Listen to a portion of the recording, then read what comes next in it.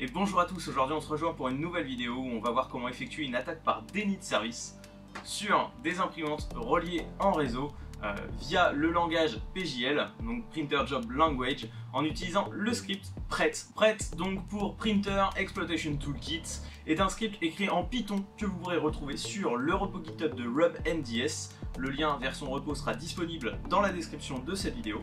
Et donc avec ce petit script, je vais pouvoir envoyer des commandes en PJL, donc pour Printer Job Language, donc qui est un langage, plutôt une extension du langage PCL, qui lui-même avait été développé en interne par HP et qui par la suite est plus ou moins devenu une norme sur la plupart des copieurs de style. Pour utiliser le script PRET, rien de plus simple, il vous suffit de cloner le repo GitHub.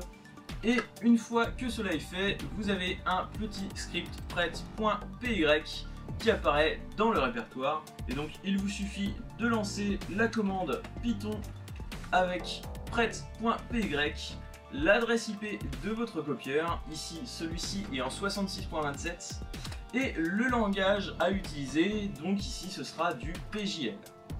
Et donc tout de suite on voit que la connexion est établie. Donc je peux déjà envoyer des commandes. Si je fais la commande help, ici j'ai la liste des commandes que je peux envoyer au copieur. Dans notre cas aujourd'hui, nous allons nous servir uniquement de deux commandes qui sont la commande display qui permet de modifier l'affichage sur l'écran LCD du copieur et la commande flood qui permet, comme son nom l'indique, de flouder le copieur afin de bloquer les impressions des autres utilisateurs. Attention à la commande destroy qui est censée dégrader la NVRAM du copieur et donc le faire tomber en panne, donc une panne cette fois-ci hardware. Et donc pour utiliser la première commande, la commande display, c'est tout simple. Il suffit de spécifier la commande, donc display, suivie de la chaîne de caractères à afficher sur l'écran LCD du copieur. Et donc tout de suite, je vais faire le focus sur l'écran LCD du copieur qui pour le moment affiche uniquement son adresse IP. Et donc tout de suite, je vais lancer la commande, attention.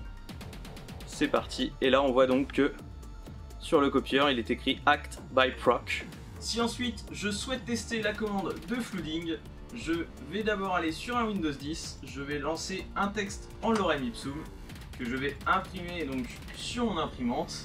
Ici l'impression se lance bien, et si à présent je reviens sur mon Kali, je lance la commande flood.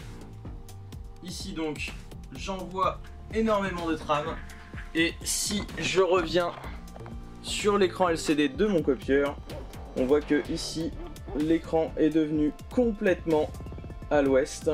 Et donc ici nous avons effectué une attaque par déni de service donc sur cette imprimante en lui envoyant énormément de trames. Si je reviens sur mon Windows 10 et que j'affiche le panneau des impressions, je vois que la taille du fichier correspond à la taille envoyée. Donc le fichier a bien été transmis dans le spooler de l'imprimante, mais l'imprimante n'a plus assez de ressources pour pouvoir l'imprimer. Sachez qu'il existe plein d'autres commandes. Ici, si je tape help, j'ai un aperçu des commandes disponibles pour le langage PJL. J'insiste là-dessus puisque si vous vous connectez en PCL ou alors en PostScript, vous pourrez utiliser d'autres commandes. Le PostScript par exemple permet de capturer le trafic, donc il permet de visualiser les fichiers envoyés à l'imprimante. Niveau sécurité, c'est pas terrible non plus. En PCL, vous pourrez également ajouter des bannières sur toutes les pages imprimées, etc. Vous pouvez vraiment faire plein de choses. Voilà, j'espère que cette vidéo vous aura plu. Si c'est le cas, n'hésitez pas comme d'habitude, un petit pouce bleu, à vous abonner à la chaîne si ce n'est pas déjà fait. Moi je vous dis à très vite pour de nouvelles vidéos et d'ici là, portez-vous bien.